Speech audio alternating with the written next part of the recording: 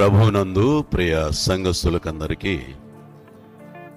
యేసుక్రీస్తు ప్రభువారి పేరిట వందనాలు తెలియచేస్తూ మనము దేవుని సన్నిధిలో చేరి ఆయన స్తుతించడానికి ఆరాధించడానికి సిద్ధపడి ఉండగా మరి ఆయన ఇచ్చినటువంటి రక్షణను బట్టి ఆయనకు స్తుతులు చెల్లిస్తూ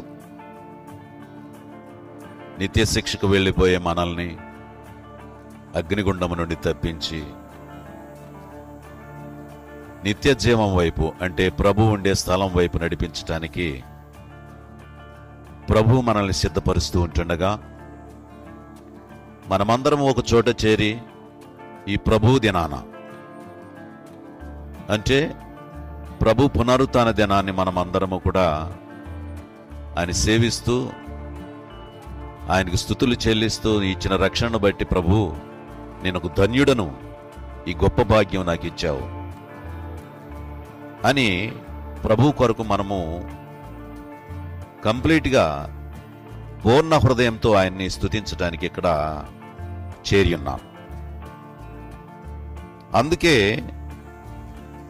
ఒక నిరీక్షణ కలిగి ఉన్నాం.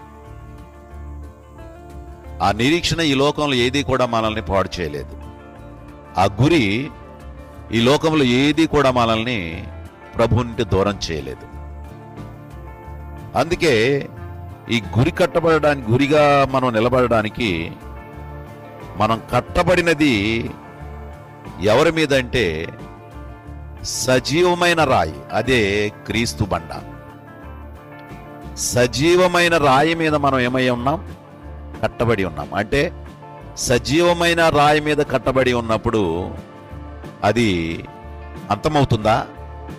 సజీవం అంటేనే దాని అర్థం ఎప్పుడూ ఉండేది అని. మన ప్రభు ఏమై ఉన్నారు? సజీవుడై ఉన్నారు. అందుచేత సజీవుడై ఉన్నటువంటి ప్రభువు, సజీవమైన రాయి మీద కట్టబడి ఉన్నటువంటి మనము ప్రభువుని స్తుతించడానికి వెనకాడకుండా ఇచ్చిన సమయంలో ఆయన ఆరాధించడానికి మనము వేగిరమే ఆయన సన్నిధికి వచ్చినప్పుడు సంతోషంతో, ఆనందంతో ప్రభువుని ఆరాధించడానికి మనం వచ్చేవారంగా ఉండాలి. పేతురు రాసిన మొదటి పత్రిక 2వ అధ్యాయము, పేతురు రాసిన మొదటి పత్రిక 2వ అధ్యాయము 5వ వచనంలో చూడండి. యేసుక్రీస్తు ద్వారా దేవునికి అనుకూలములకు ఆత్మ సంబంధమైన బలులర్పించుటకు పరిశుద్ధ యాజకులుగా ఉండునట్లు మీరును సజీవమైన రాళ్లై ఉండి ఆత్మ సంబంధమైన మందిరముగా కట్టబడుచున్నారు. దేవునికి స్తోత్రం. మనమందరము సజీవమైన రాళ్లగా ఉండి, ఇక్కడ అనేక రాళ్లున్నాయి, మనమందరము రాళ్లే. ఇప్పుడు మనం కొన్ని చూసినప్పుడు ఈ మందిరం ఉందంటే ఈ మందిరము కింద నుంచి కాంక్రీట్ ఉంటుంది. ఇక్కడ కింద భూమిలో ఉన్న కాంక్రీటు మనకు కనబడదు, కానీ అది బేస్మెంట్. ఈ యొక్క మందిరాన్నే మోస్తుంది. అది ఎవరికీ కనబడదు. కానీ చేరి ఉన్నటువంటి మనము ఇక్కడ వీటిని చూస్తూ ఉంటాం. లోపల అలంకరణను, లోపల ఉన్నట్టు ఫ్యాన్స్ని, వీటిని, ఈ యొక్క కర్టెన్స్ని, వీటిని చూస్తూ ఉంటాం. కానీ బలమైనది ఏమిటి అంటే క్రింద ఉన్నది బలమైన రాయి. ఆ బలమైన రాయి మీద ఈ మందిరం నిలబడ్డది. అయితే నీ విశ్వాసం దేని మీద నిలబడ్డది? యేసుక్రీస్తు ద్వారా దేవునికి అనుకూలములకు ఆత్మ సంబంధమైన బలులర్పించుటకు పరిశుద్ధ యాజకులుగా ఉండునట్లు మీరును సజీవమైన రాళ్లయుండి ఆత్మ సంబంధమైన మందిరముగా కట్టబడుతున్నారు. ఆత్మ సంబంధమైన మందిరం ఎక్కడుంది? నీ హృదయంలో ఉంది.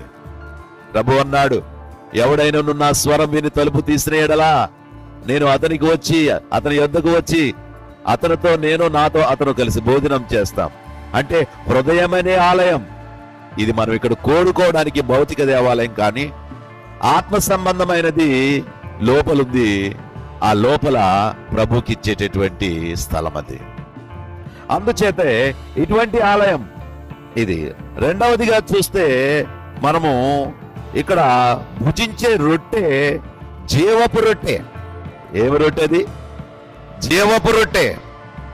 ఈ జీవపు రొట్టె చూడండి, యోహాను సువార్త 6వ అధ్యాయంలో 51వ వచనంలో, యోహాను సువార్త 6వ అధ్యాయము 51వ వచనంలో, పరలోకము నుండి దిగి వచ్చిన జీవాహారము నేనే, ఎవడైనా నీ ఆహారము భుజించితే వాడెల్లప్పుడూ జీవించును, మరియుచ్చు నేనిచ్చు ఆహారము లోకమునకు జీవము కొరకైన నా శరీరమని మీతో నిశ్చయముగా చెప్పుచున్నాను. ప్రభువు చెప్పే మాటలు చూడండి, జీవాహారము ఆయన, జీవమైన రాళ్ళు, జీవమైన ఆహారము. ఎంత గొప్ప మాట! సజీవమైనటువంటి రాళ్ళు. అందరూ కూడా మీరు సజీవమైన రాళ్ళు, మీరందరూ పేర్లు కూడా జీవగ్రంథంలో ఉంటే మీరు సజీవమైన రాళ్లే కదా. జీవగ్రంథంలో పేరు లేకపోతే మనం ఎంతో బాధపడవలసిన పని ఉంటుంది కదా. ఒక్కొక్కసారి మన బిడ్డలు ఎవరైనా పరీక్షలు రాస్తే పాస్ కాకపోతే వాడు దిగాలుగా ఉంటాడు, వాడిని మళ్ళా బలపరుస్తూ ఉంటాం. అయితే ఏమిటి, ఆ పేపర్లో నంబర్ లేకపోతే కంగారు అవుతాడు, అరే పాస్ అయ్యానా లేదా, పాస్ అయ్యానా లేదా అని చూసుకుంటూ వస్తూ ఆ నెంబర్ లేనప్పుడు ఏమైపోతాడు?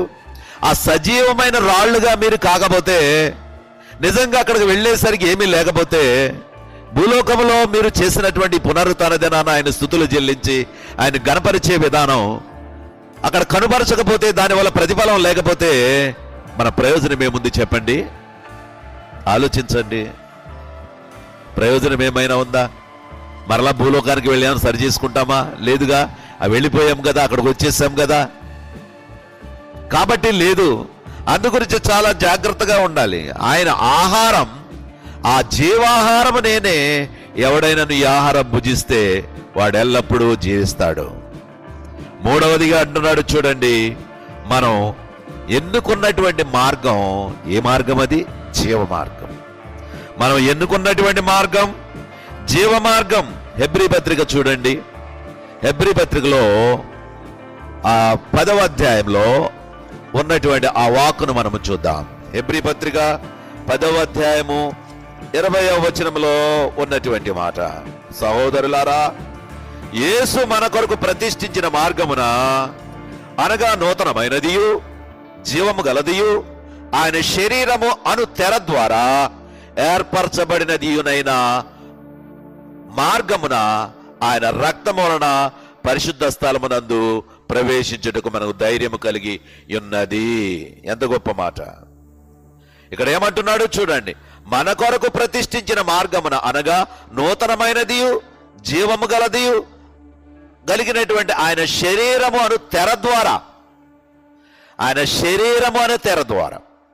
ప్రభు ఏమన్నాడు? నా శరీరము తిని నా రక్తము త్రాగువాడే ఆయన ఉన్నటువంటి స్థలానికి అర్హుడవుతాడు. అవునండి, నా రక్తము తాగాలి, నా శరీరము తినాలి. వాళ్ళు అన్నారు, యూదులందరూ కూడా, ఇదేంటి ఆయన తినమంటాడేంటి, మనిషిని ఎలా తింటాడు? వాళ్ళకి అదే అర్థమవుతుంది. అందుగురించి అక్కడ వచ్చే ప్రతి ఒక్కరు కూడా ఆయన మాటల్లో మామూలుగా శరీర సంబంధంగా ఆలోచనలు కలిగించేవిగా ఉంటున్నాయి, కానీ వీళ్ళకి ఆత్మ సంబంధమైన ఆలోచనలు కలగటం లేదు. ఇక్కడ చెప్పినటువంటి వాక్కును చూస్తే ఆయన ఏమంటున్నాడంటే, ఆయన శరీరము అనే తెర ద్వారా ఏర్పరచబడినదియునైన మార్గమున ఆయన రక్తమున పరిశుద్ధ స్థలమును ప్రవేశించుటకు మనకు ధైర్యము కలిగి ఉన్నది. మనం అందరము ధైర్యంగా ఉన్నాం. ఏంటది? ప్రభు దగ్గరకు వెళతాం. ఒకవేళ మరణం వస్తే చాలా మంది మరణం గురించి భయపడుతూ ఉంటారు. మరణం గురించి భయపడవలసిన పని లేదు. ఎందుకంటే మనం మరణిస్తే ప్రభు దగ్గరకు వెళ్తామనే నమ్మకం ఉంది కదా. అందుకే కదా మనం ఇప్పుడు స్తుతులు చెల్లిస్తున్నాం. అందుకే కదా ప్రభువుని ఆరాధించడానికి మనం అందరం సిద్ధపడి ఉన్నాము. ఆయన రొట్టెను ద్రాక్షరసాన్ని తీసుకొని, ప్రభువా నేను శుద్ధంగా ఉన్నాను, సజీవమైన రాళ్లుగా నేను ఒక రాయిగా ఉన్నాను, నీ దగ్గర రావడానికి సిద్ధపడుతూ ఉన్నాను. కాబట్టి అక్కడ నీ శరీరం అనే తెర ద్వారా ఏర్పరచబడిన వాళ్ళం మేము. మీ శరీరం అనే తెర ద్వారా ఏర్పరచబడినటువంటి వాళ్ళం మనం. అందుకే మేము ప్రవేశించడానికి సిద్ధంగా ఉన్నామని చెప్పేసి ప్రభు కొరకు జీవించే వాళ్ళగా మనం ఉండాలి. అంతేకాదు, నాలుగవదిగా ఆయన ఏమంటున్నాడు, సజీవ యాజకుడు. ఎవరు? మన ప్రభు. ఇవన్నీ సజీవమే. ఇప్పుడు అనుకున్నటువంటి మాటలన్నీ కూడా ఏమిటండి? సజీవము అంటే ఇక మరణము లేనివి. మన ప్రభు సజీవ యాజకుడు. 13వ అధ్యాయం తీయండి, హెబ్రీ పత్రిక 13:5 ఆయన ఏమంటున్నాడో చూడండి. ధనాపేక్ష లేని వారై మీకు కలిగిన వాటితో తృప్తి పొంది ఉండండి. నిన్ను ఏమాత్రమును విడువను, నిన్ను ఎన్నడను ఎడబాయను అని ఆయనే చెప్పుచున్నాడు. ఆయన యాజకుడు, ఆయన సజీవ యాజకుడు. ఆయన మించిన వారు మరొకరు లేరు. ఆయనను అన్ని కూడా విడిచిపెట్టుకోమన్నాడు, వదులుకోమన్నాడు. అప్పుడున్నటువంటి శిష్యులు గాని వాళ్ళు గాని అందరూ కూడా ప్రభువుని విడిచిపెట్టి వచ్చి వదులుకొని వచ్చి ప్రభువుని వెంబడించారు. మాకు ఇదేది కాదు ప్రభువా, నువ్వెక్కడికి వెళతావు అక్కడ మేము కూడా ఉండాలి, అక్కడ మేము ఉంటేనే మాకు ఆనందం.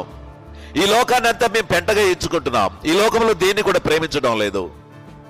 ఆ విధంగా జీవించే జీవితం ఉంటే నీ దగ్గరకు వస్తారని అనేక సందేశాల ద్వారా చెబుతున్నారు. మీ భక్తులు ఆనాడు చాలా మంది చెప్పారు. ఆ ప్రకారంగానే ఆ గురిలోనే నేను బ్రతుకుతున్నాను ప్రభు అని చెప్పేసి ఎవరైతే లోక సంబంధమైనటువంటి ఆశలకు పోకుండా ప్రభు కొరకు జీవిస్తూ ప్రభు దగ్గరకు వెళ్ళాలంటే తపనతో ఉంటారో వారు ఆశీర్వదించబడిన వారు. ప్రభుకి ఇష్టమైనటువంటి నిజమైనటువంటి సజీవమైన యాజకుడు మన ప్రభు. ఏమంటున్నాడు? నిన్ను విడువను ఎడబాయను, నిన్ను విడువను ఎడబాయను. ఎందుచేతనంటే ఆయన దగ్గరకు వచ్చిన తర్వాత ఆయన త్రోసేస్తాడా? పాపినని చెప్పి ప్రభు దగ్గరకు వచ్చున్నాం, ఒప్పుకున్నాం, నిలబడ్డాం. నిలబడిన తర్వాత ఎటువైపు చూడకుండా ఉన్నాం. సంఘములో ప్రత్యేకించబడిన వారుగా ఉన్నాము. ఇంకా బలహీనని వాళ్ళని చేర్చుకుంటున్నాము, వాళ్ళని కూడా బలపరచాలనే ఉద్దేశం కలిగి ఉన్నాము. రక్షించబడిన నువ్వు రక్షణలో పొందుకోవడమే కాకుండా బయట వారిని కూడా రక్షణలోనికి తీసుకొచ్చి ఈ ప్రభు బలలో పాల్గొనేలా చేయాలనే ఉద్దేశం, సంకల్పంతో మీరందరూ బ్రతుకుతున్నారు. కాబట్టి మీరు సజీవమైనటువంటి రాళ్ళు.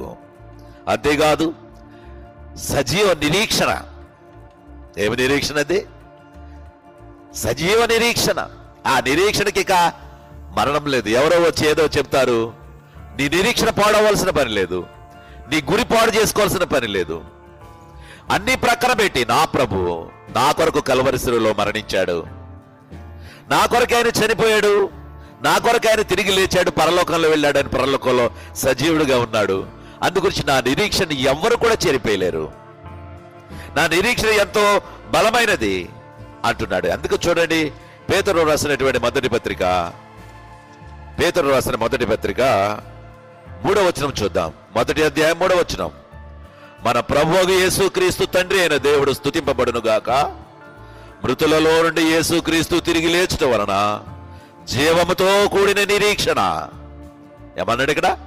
జీవముతో కూడిన నిరీక్షణ మనకు కలుగునట్లు, అనగా అక్షయమైనదియు నిర్మలమైనదియు వాడబారనదియునైనా స్వాస్థ్యము మనకు కలుగునట్లు ఆయన తన విశేష కనికరము చొప్పున మనలను మరలా జన్మింపజేశాడు. విశేష కనికరము చొప్పున మనల్ని మరలా జన్మింపజేశాడు. కుళ్ళిపోయే మనల్ని, నిత్య శిక్షకు వెళ్ళిపోయే మనల్ని, ఈ లోకములో అందరితో కలిసి పాపములో పడి పాపములో మరణించే మనల్ని విశేష కనికరము చొప్పున ఏం చేశాడు? మరలా జీవింపజేశాడు, పునరుత్థానాన్ని ఇచ్చాడు. ప్రభు తిరిగి ఎలాగైతే లేచి పరలోకానికి వెళ్ళాడో అదే విధంగా మనమందరము కూడా ఆయన దగ్గరకు వెళ్ళడానికి, ఆయన చూడడానికి ప్రభు ఎంత కృపనిచ్చాడు. ఆలోచించారా? మరి ఈ రీతిగానే కదా ప్రభుని స్తుతించడానికి, ఆ ఆనందాన్ని, ఆ అనుభూతిని, ఆ సంతోషాన్ని మనం పొందుకొని ప్రభు దగ్గరకు వెళ్ళాలనే గురి. కాబట్టి సజీవమైనటువంటి రాళ్ళు, అలాగే సజీవపు రొట్టె, అలాగే సజీవ మార్గం, అలాగే సజీవుడైన యాజకుడు, అట్లాగే సజీవమైన నిరీక్షణ. ప్రియమైన సహోదరి సహోదరుడా, రొట్టెలో రసంలో పాల్గొంటున్న నువ్వు నిరీక్షణ పాడు కాకుండా కాపాడుకో. ప్రభు కొరకు గురి కలిగి బ్రతుకుతున్నా నువ్వు ఒక్కొక్కసారి బయట ఉన్నప్పుడు అనేక విషయాలు, అనేక ఒత్తిళ్లు వస్తూ ఉంటాయి. వాటిని చేరకుండా తప్పించుకొని నేను రేపు ప్రభు సన్నిధికి వెళితే ప్రభు బలలో పాల్గొనడానికి దొడ్డవుతుందేమో, దీని జోలికి మనం వెళ్ళకూడదు అని చెప్పి మనం వెంటనే తప్పించుకొని రావాలి. క్రైస్తవుడు ప్రభు బలలో పాల్గొన్న తర్వాత మరలా వచ్చే ఆదివారం ఆ పునరుత్థాన దినాన ప్రభువులో బాలలో పాల్గొనే వరకు కూడా మళ్ళా సిద్ధపడాలి. ఇక్కడ తీసుకున్న వెంటనే మళ్ళా సిద్ధపడాలి. అంతే కదా, ఉదయం వంట చేస్తారు సహోదరులు, మళ్ళా సాయంత్రానికి ఏం చేయాలి? కొండలన్నీ కడిగేసి మళ్ళా సిద్ధం చేయాలి. అలా ఎప్పటికప్పుడే సిద్ధం చేసుకోవాలి. ఆ పాత్రలను ఎప్పటికప్పుడు శుభ్రం చేసుకోవాలి. మళ్ళా వంట పదార్థాలు మరలా తయారు చేసుకోవాలి, భుజించాలి. ఏదో ఒకసారి తింటే సరిపోద్ది అనుకుంటే సరిపోతుందా? లేదుగా. మరి ప్రభు దగ్గరకు వచ్చినప్పుడు మనము ఆయన బలలో పాల్గొన్నటువంటి మనము తీసుకున్న తర్వాత మరలా ఆ రోజు నుంచే మనము ప్రిపేర్ అవ్వాలి. ఆ రోజు నుంచే ప్రిపేర్ అవ్వాలి. ఇప్పుడు ఉంది సువార్త, ఉంది సువార్త ప్రకటన, మళ్ళా రేపు ఉదయం సువార్త ప్రకటించాలి. ఆ తర్వాత దేవుని యొక్క సన్నిధిలో మళ్ళా అనేక ధ్యానాలు చేయాలి, అనేక సహోదరులను సందర్శించాలి, ప్రభు యొక్క వాక్యం ప్రకటించాలి. ప్రభు నీ కొరకు నా కొరకు మరణించాడని, ప్రభు తిరిగి లేచాడని, ప్రభు ఉండే చోటకు మనం వెళ్ళాలని ప్రతి విషయంలోనూ సమయంలోనూ అసమయమందు సమయమందు కూడా ప్రభు యొక్క సువార్తను ప్రకటించేవారుగా ఉండాలి. అట్లా జీవిస్తూ ప్రభు కొరకు జీవించి ప్రభు కొరకు మనము ఆయన చిత్తాన్ని నెరవేర్చి ఆ యొక్క నిత్య జీవాన్ని పొందుకుందాం. అట్టి కృప దేవుడు మీ అందరికీ అనుగ్రహించును గాక. ఆమేన్.